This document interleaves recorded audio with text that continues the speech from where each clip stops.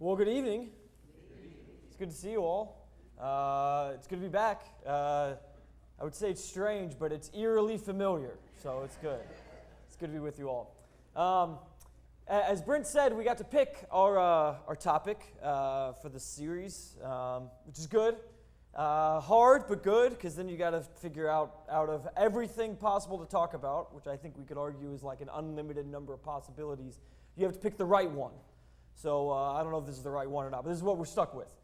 I think there's a fascination that we have as people with people we don't know, right? I was having a conversation with my brother today, and I was saying how Tom Cruise is the last real movie star. And I think a lot of people kind of have that opinion for a number of reasons. But part of it to me is there's the mystique about these people you see in movies. And the problem now is that everybody's more than happy to tell you every aspect of their life and do interviews and podcasts, and then you find out how much you dislike them. And although we know that Tom Cruise is probably a little bit crazy, he's done a pretty good job the last decade and a half of hiding it, right? So all he does is talk about his movies. So he's a movie star. And then you see him in these movies, he does crazy stunts and all these things, and it's like fascinating who this guy is. Whether it's Tom Cruise or something else, like there's this fascination about who these people are. I feel that way about bands or music. Probably shouldn't admit something like this, but like the band Weezer. Grew up during the 90s, and so grunge kind of music, that kind of sound, Weezer has a little bit of that. And I don't know anything about them. Couldn't tell you the name of a single person who's in the band, couldn't tell you anything about who they are, their personality, philosophical worldview. But when you listen to their music, you kind of invent this stuff, right? Like, oh, this is probably what they were thinking here. And because I like the music, I probably give them the benefit of the doubt. They're probably horrible people with horrible views on the world, but we could pretend, right?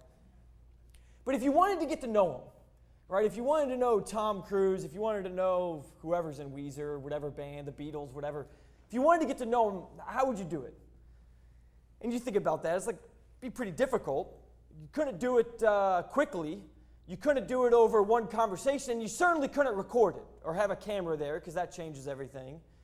And you'd have to talk to him, but you'd probably have to talk to him 3, 4, 5 times. You'd probably have to develop a rapport with him, get to know him a little bit, have this interaction with him over, a coffee date, go get coffee with somebody a dozen times. And then maybe after that, you might begin to understand a little bit about who they are, right? Do that from scratch. It's kind of this fascinating thing, get to know people. Because you can't really form a real impression of somebody until you meet them face to face. So you get to talk to them, look them in the eye, see the way they respond to you, and vice versa. There's something about that matters, right? Get to know somebody that way. Form that impression. Like, what do they laugh at? What do they not laugh at? What kind of stories do they tell? What interests them? What's their default kind of like conversation starter? What do they do in their free time? What are their political views? What do they smell like? Do they have a good body odor or bad body odor? Are they soaked in cologne? Like, that says something about somebody, does it not?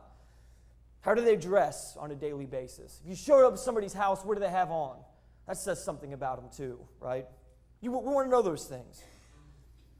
I have long been fascinated with the Bible and the way that we see God in the Bible. The anthropomorphisms of God is the fancy way to talk about it, but it's just the human characteristics attributed to God. So, for instance, Bible talks about the mighty hand of God. That's interesting, isn't it? That you talk about the mighty hand of God. Does God actually have a hand? Maybe, I don't know. Says he does. At the very least, we can learn something from that, right? Talks about what God looks at. Does God actually have eyes and look at things? Talks about the anger of God or the feelings of God or different things like that. It's fascinating because it's describing God in terms that we can understand so that we can know him better. And I've long been fascinated by those. And I've done sermons on that before, and I've done some of them here. El Roi, the God who sees, is what Hagar calls him. She speaks to the angel in the wilderness. The mighty hand, the outstretched arm of God. And you look through the Bible and you get a whole set of these. I've got a list. Bible talks about God's face, God's eyes, God's ears, God's nose, mouth, lips, tongue, voice, hands, finger, arm, back, heart, feet, wings, feathers, breath, laughing, walking, smelling, writing, remembering, sitting, standing, rising, speaking, rejoicing, weeping, and writing on hearts, just to name a few. I mean, the Bible's full of this language to teach us a little bit about God. But here's the thing, right? Although we alluded at times to these things, aren't we best served if you get to sit down and see somebody face to face? You get all this language, but it isn't quite the same. And so we can look at those references and we can extract these different characteristics of God, these different things about who He is, learn from them, but they all fall short a little bit. You know, you would need to get coffee with God 5, 6, 7 times to get to know Him, right? Well, we can't do that. Not technically, not literally, but we can get pretty close, especially by looking at Jesus, right? Because He is the ultimate anthropomorphism of God, because He is God as a human, as a man. And so we can look at Jesus, and then we can see God and learn a little bit more about Him. And that's amazing, isn't it? To think about God in the flesh. What would God do if He was here? Well, we can look at Jesus and see what God did when He was here. And then the problem, though, as you think about this, is the long list of passages and stories and ideas about Jesus. How do you go through, though, and pick the right stories to extract the right sort of things, the ones that you can draw these lessons about? I mean, we've heard those. We've read through the Gospels. We know the Bible. And sometimes that just serves to repeat things that we already know. So we could pick the interesting ones and try and extract like a theme or an idea about the character of Jesus. But I thought we might do it a little bit differently, as opposed to looking at specific stories like that.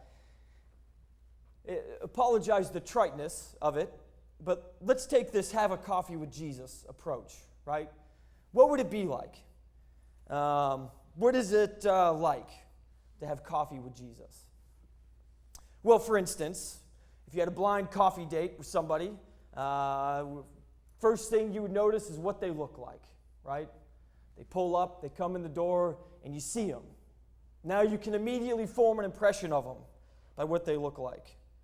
Well, Isaiah 53:2 says that He had no form or majesty that we should look at Him, and no beauty that we should desire Him. That's fascinating. Jesus comes in the door and you look at Him, He's normal. He's not particularly attractive, not particularly well-to-do, nothing about Him that you're particularly drawn to, just a normal human. Or maybe, you know, kind of along those lines, you'd look at the family that they were born into, right? There's something about somebody by their family, by the people that they were around.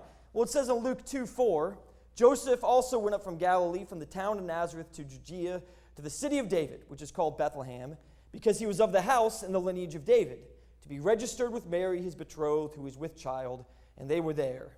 The time came for her to give birth, and she gave birth to her firstborn son, and wrapped him in swaddling cloths, and laid him in a manger, because there was no place for him in the inn.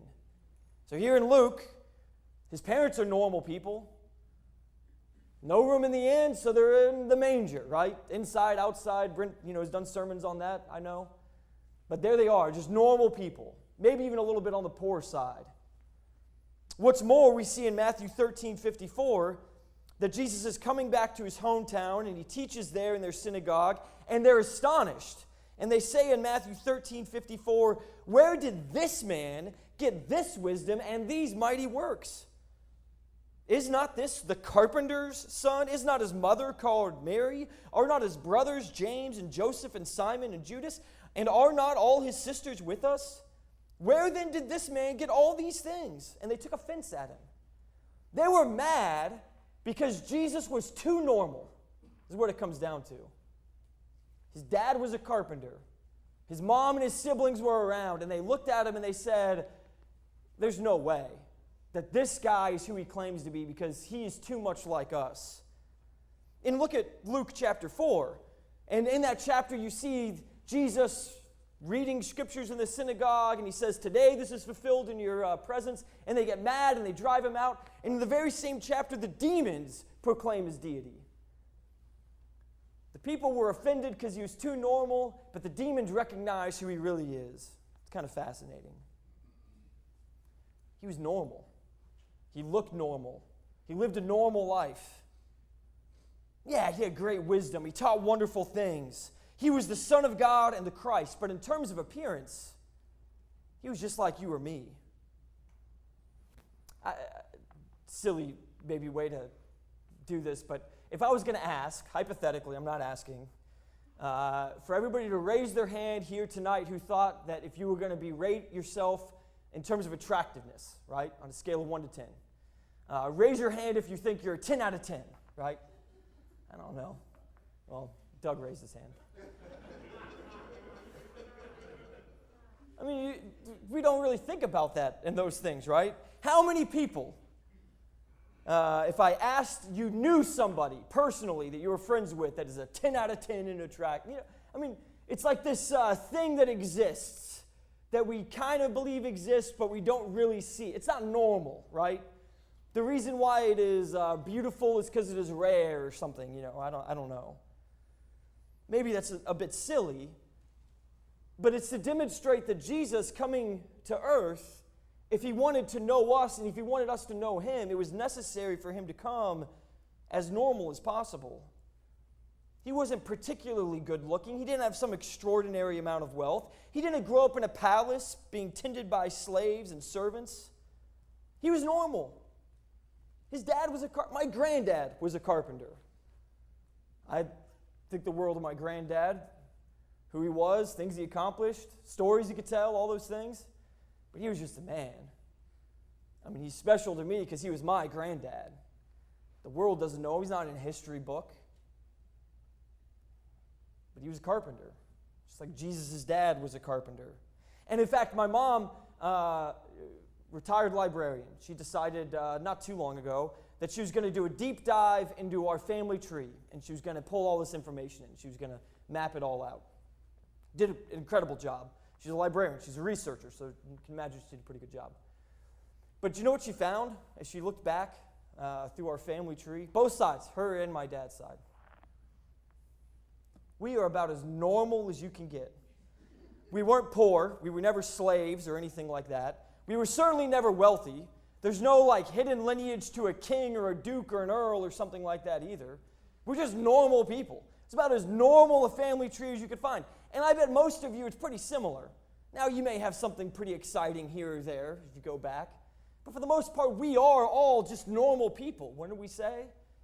Normal attractiveness, normal jobs. Just it's who we are. But here's the thing, regardless of what you personally may be like or your family background is, this is how God chose to reveal himself. God could have chosen attractiveness or wealth, comfort, peace, prosperity, anything for Jesus. But he didn't. If you were going to get coffee with a billionaire, and you're sitting there, pulls up in a 2005 Ford Explorer Sport, and he gets out and he's got on some Wranglers and a polo he bought from Gap. And he's got a $50 watch on.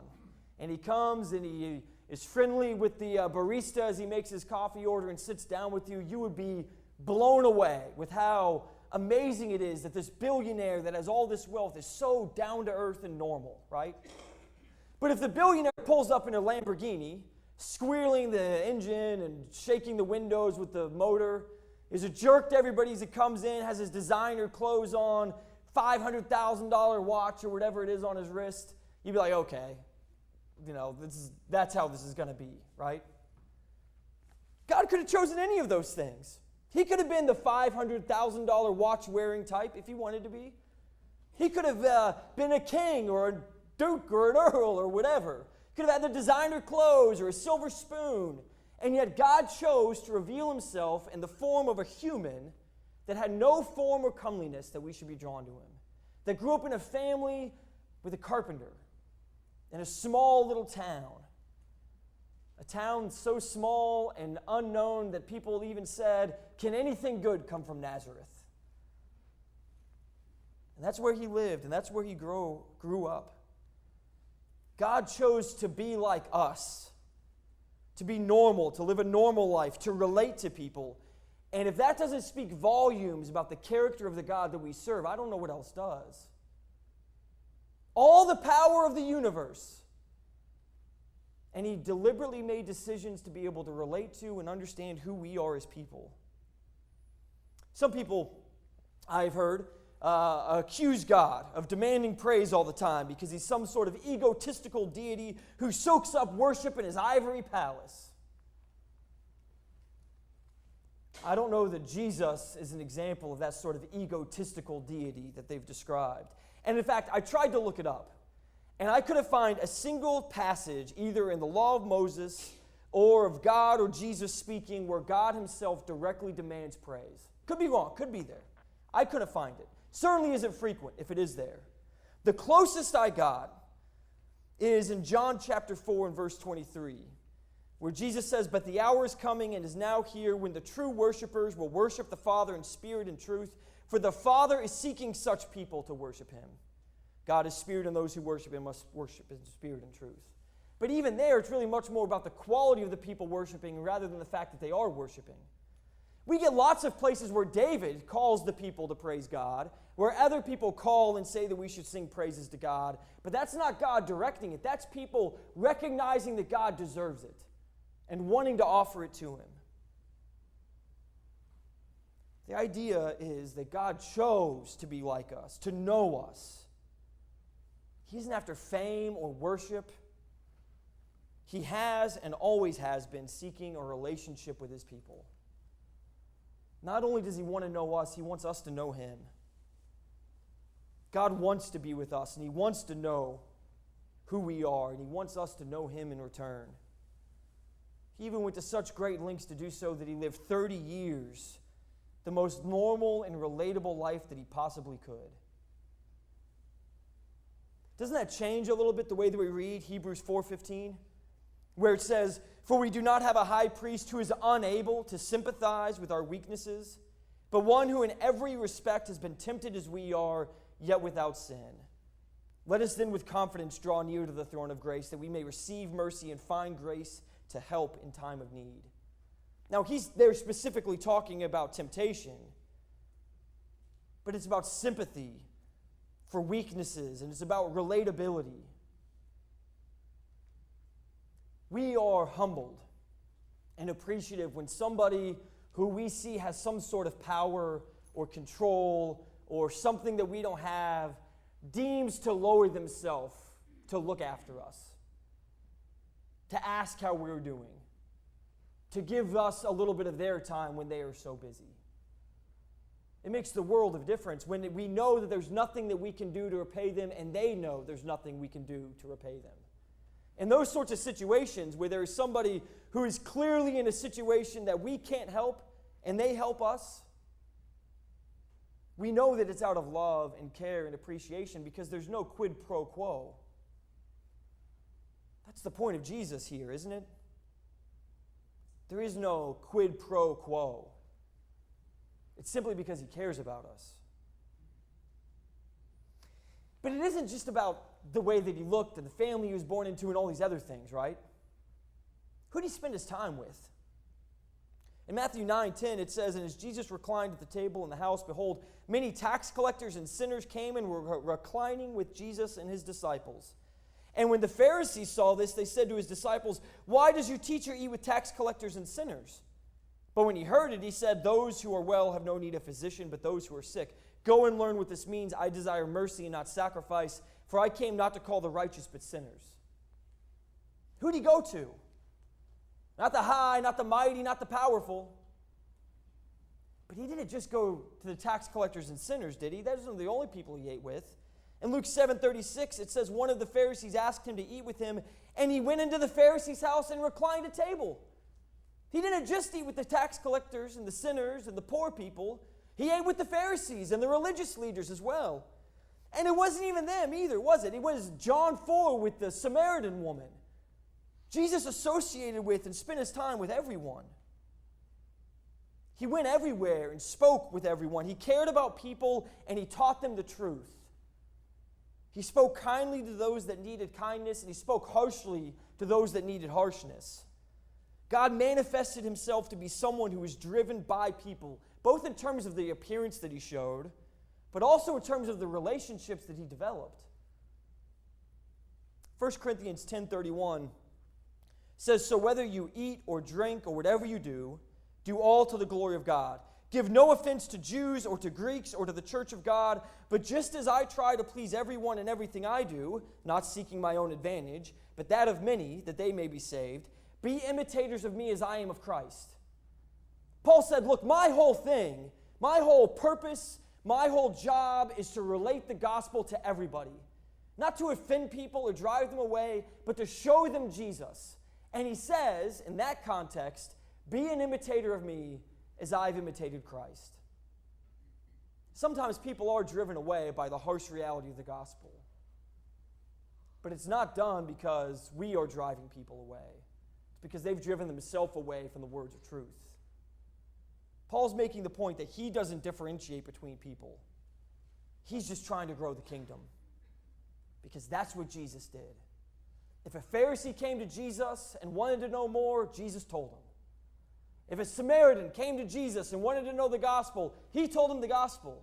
He told everybody about the kingdom of heaven. And the way that Paul imitates Christ is by drawing others to the character of God. Drawing all others. I want us to understand and think of God and Jesus not as far away, not as some distant deity sitting on a cloud that we can't see or know or understand, who has given us this book that we get to read as automaton droids or something, you know. He's a God that wants to know us, that went to such great lengths to know us, to understand us, and so that we can know him in return, so that we could see his character and the way that he lived and interacted with the world. A God who knows us and cares for us, but also a God that we can know in return. That's incredible. It's fascinating. And this isn't God your buddy, right? That's not the point. He is God. His character and what he has done for us demands reverence and praise, just like David calls us all to praise him. He doesn't command the praise. He simply has earned it. God calls us to be like him, to serve as he served, to love as he loved, to speak as he spoke. The amazing thing is that he has done all that he has asked us to do. He doesn't give us commands that he didn't keep. He doesn't give us a job to do that he didn't do. He doesn't ask us to be somebody different from who he is. He simply asks us to be like him. Let's say get an invitation to an acquaintance's house. Somebody from work that you feel obligated to take the invitation up on. But you don't know them particularly well. It's going to be one of those situations where you don't know a lot of the other people there. Not sure this analogy makes sense, but let's just pretend, right? So they're wealthy, well-to-do somebody, but it's also like a potluck-style sort of meal, you know, where they've got tables set up throughout the house. So I don't know if that really fits, that somebody wealthy would have that, but let's just pretend. Maybe that makes it relatable. So you show up, and you don't know anybody, and you go through the line, get your food, and then you got to figure out where to sit. And this is always the worst part. I've had terrible experiences with this. But you got to figure out where to sit. It's like there's the dining room where the cool kids are sitting, right? There's the kids' table. There's like the random tables strewn throughout the house. And so you're nervous. So you just kind of go sit in the corner at some table. And, wouldn't it be your luck, there's more seats than people that showed up, so you're stuck by yourself. Pretty awkward. Pretty awkward evening. Maybe I'm the only one that struggles with this sort of thing, but you can all pretend that you're like me, I guess. So you're sitting there. What if the host comes up to you and says, "Hey, come on, I got a seat next to me."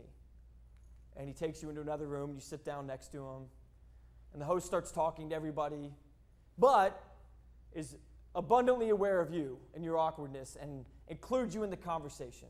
Makes sure to pull you back in, steers things in a way that you all can relate.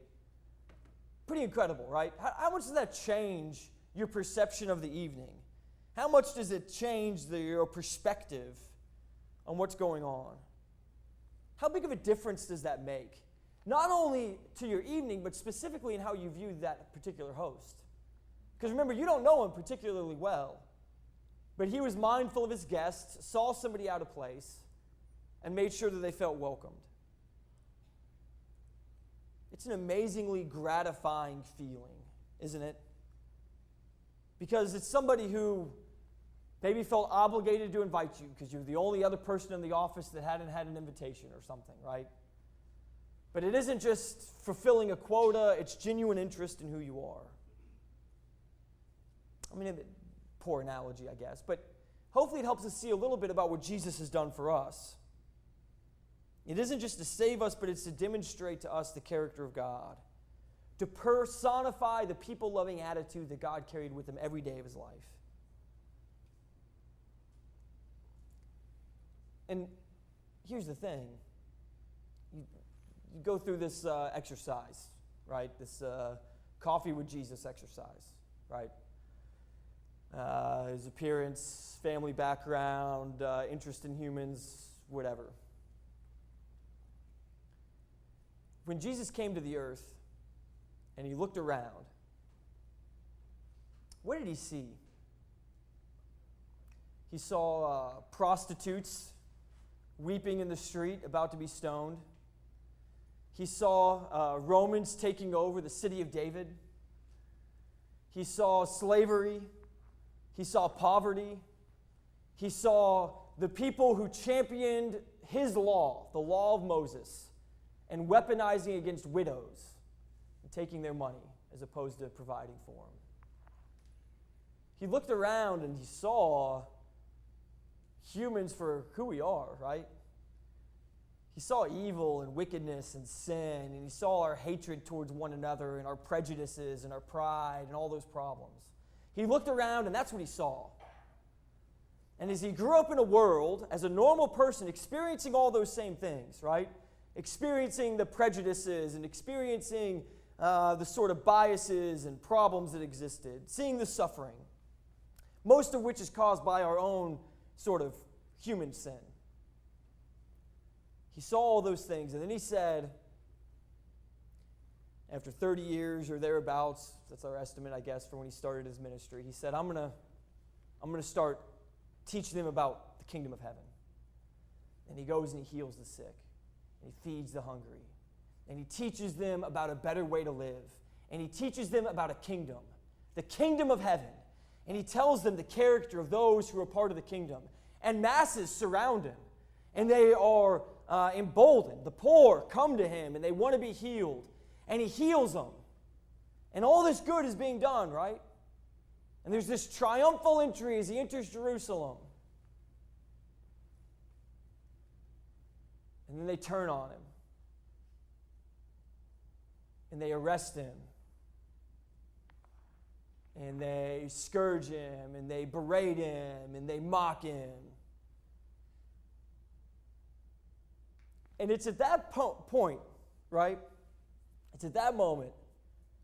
I mean, the moment existed all along. But at this moment in time, this God, this deity who created the earth, who has gone to such great lengths to teach us who he is, to get to know us as humans, he got to know who we are as humans, right? And what did he learn about humanity? That we were every bit as wicked and evil as he knew we were from the beginning. That the same sort of debauchery and wickedness that's caused the downward spiral that led to the flood still existed and thrived within this world. And it was turned against him. He taught, turn the other cheek. He didn't teach revolt or rebellion. He didn't teach revolt or rebellion. He didn't call people to take up arms against the Romans and overthrow them. He said, we're going to repent from the way that humans have lived before, and we're going to follow a new way, a new path, one of mercy and love and forgiveness. And we're going to take care of the downcast and the outsider. And we're going to live this way, and I'm going to call you all to be a part of this movement. And they rejected it. And they said, no, we like our movement. We like the power and the authority that we have. We like the things that we have already gained. And so they arrested him and scourged him and mocked him. And what did Jesus choose to do then? He knows who we are at that point. He's no longer the distant God, if you want to call him that. He is the God in the dirt with the rest of humanity.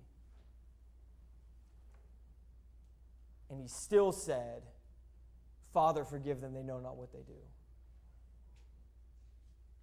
And he let him drive the nails through his hands and hang him on the cross and lift him up.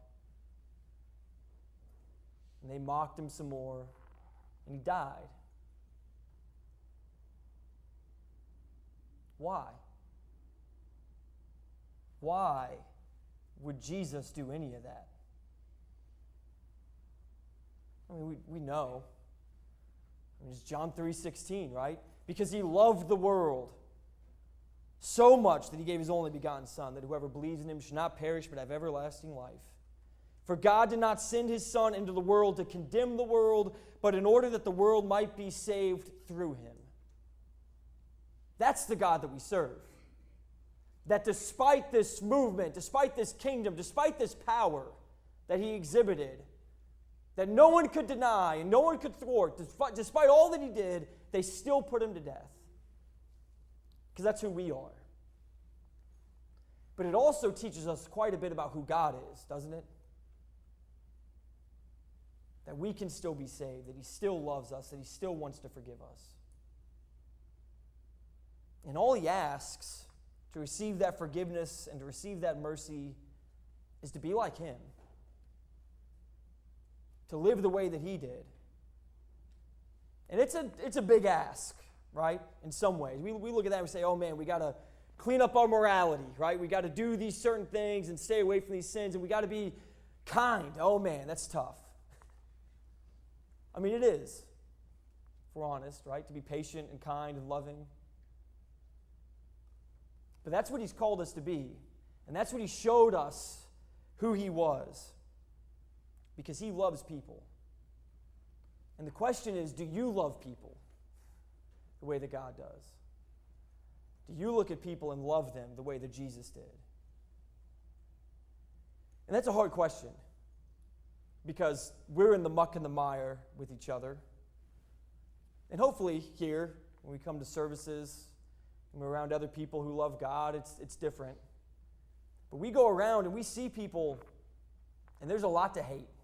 There's a lot to be mad at. There's a lot to ridicule and to be angry with. But God wants us to show patience and love and kindness. There's a whole other part of this sermon that I wanted to write, but I kind of filled it up with this. I got a little carried away. But it's this idea, and it doesn't really fit, but it was the other thing that I thought of when I was thinking about the character of Jesus, the things that stand out about him, right? There's this we can know him part. But the other one is the hard thing part, right? You can look at the way he talked to the Pharisees. You can look at the way that he talked to Peter. Look at the way he talked to the apostles. And he didn't say the easy thing. He said the hard thing, the necessary hard thing. I work a job, and I'm a manager. I've got people I have to manage. And one of the things I've realized over the last year or two especially is that in my work environment, nobody wants to have the hard conversation. So somebody doesn't do what they're supposed to, right? Report doesn't go out. It's bad. They didn't do their job, whatever it is. And there'll be an email that's sent. And email sent from somebody who didn't get the report, and they're mad that it didn't come out. But they don't send it to the person who didn't do the job. They send it to the manager of the person who didn't do the job. And they're like, look, this is a problem. And then that person's manager is copied on it. So then they say, hey, this is a problem. We got to deal with this. This person needs to be reprimanded. And there's all these conversations through email about how this person did the wrong thing. And then you get on a phone call, and they're talking about this problem, and you say, well, has anybody told them that they made them? And they're like, well, no. And you say, well, did anybody train them that this is the way that you do this? And they're like, well, no. So then you get on the call with the person, you say, did you know that this is the way it was supposed to be done? They said, well, no, nobody told me. You say, well, just so you know, this is the way you do it next time. So if you do it that way, you won't be in trouble. If you don't do it that way, you will be in trouble, right? Say, oh, good to know, thanks. So the next time comes up, they do it the right way, and everybody's happy. And they're like, wow, Jason, you're an amazing manager because you handled this situation. And you say, I didn't do anything. I simply told them what the problem was. You all were too scared to pick up the phone and say, hey, you messed up. You don't have to be mean, but you have to tell them. When Jesus came to the earth, that's the other thing that he did. He didn't just get to know us and teach us to know God. He told us what we were doing wrong, didn't he? He said, you've got a couple things mixed up here with the law. You've got a couple things that you misunderstood a little bit about what I really want. Let me go read Matthew chapter 5 in the Sermon on the Mount. He says, you've heard it said, but I say unto you, right? And he quotes the law. The law says this, thou shalt not murder. Well, just so you know, it isn't really just about murder. It's about the intentions of your heart. You shouldn't want to kill people either. It's like, oh, wow, I didn't realize that. I thought as long as I wasn't actually killing them, I was okay. And that's the way we live as people, isn't it? That we think it's okay up until we do the action. He says, no. Your intentions matter. And we recognize that. He had the hard conversation. And tell you what, he had the other hard conversation too. Many will come to me on that day and say, Lord, Lord, have we not? And I will look at them and say, depart from me, I never knew you. Jesus was willing to have the hard conversation. He was willing to point out the difficult things. And so even though he sympathizes with our every weakness, and even though he loves us and has all this mercy, it's because of those things that he informed us of who we were supposed to be. The things that we got wrong, and the things that we need to be better about. And it's there in the Bible. Read through the way that Jesus talked to people. He was harsh and rebuked, but he was kind and he was loving. But all of it, at all times, was there to save people, to seek and to save the lost. God did not send his Son into the world to condemn the world, but in order that the world might be saved through him. That's why. That's why he came. It's an interesting thing. Because we can look at the old law and we can think that it's hard, right? The sacrifices and all these things. It is hard. And we can look at the New Testament and think it's easier. But it isn't quite as easy as we might want to think it is. And it isn't quite as soft and tender-hearted as we might be tempted to think it is. We look at the old law and they say they stoned people for this sin or that sin. They put them to death. And that's brutal that God would do that. And that's true. Consequence is, unfortunately, a necessary part of preserving purity and righteousness and all these things. But the challenge to us isn't just that God was going to condemn people mortally for their sins. What does he teach us now? He doesn't condemn us mortally. He condemns us eternally. The cost is high. But the difference is we have seen Jesus now, and we can know him, and we can see who he is. And we know that that isn't what he wants. That's not the desire of God's heart to destroy the world. If that was the case, why would he have done anything that he did in the way that he was incarnate and the way that he lived and operated in this world? Jesus came to know us and so that we can know him, so that we could see who we were supposed to be, so that we could know exactly the way that we were supposed to live.